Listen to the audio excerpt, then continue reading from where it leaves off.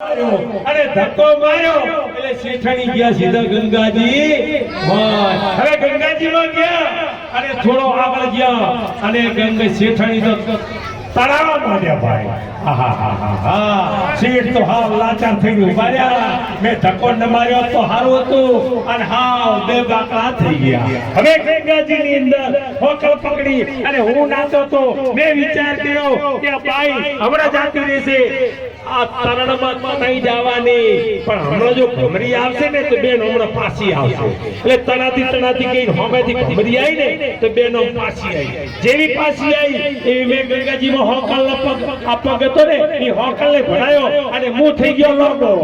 અને ઓમ હાથ કરે તો બેનનો પગ મારા હાથમાં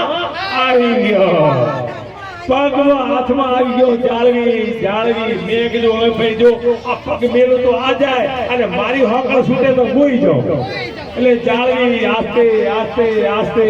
પગ ખેંચીને જેને લાયા બારે શેઠ તો રાજી શેઠની વડે બેન વચ્ચો ને આ તમારા ભાગ્ય હતા તો હું મળી ગયો નકર તમે આજે ગંગા સ્નાન પૂરેપૂરું કરવાના હતા મેં કીધું વચ્ચો નહીં ખાવાનું થઈ ગયું અને તમે આજે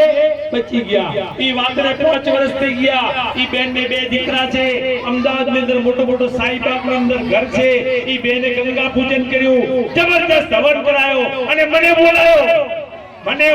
હોંડાની વેટી પહેરાઈ આ હોંડાની વેટી મને કે આ મારા જે મારો પગ પકડ્યો નગર હું અત્યારે હોઈશ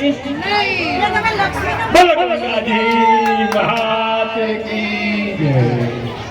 વાહ ભાઈ વાહ ગંગાજી ભાઈ ગયા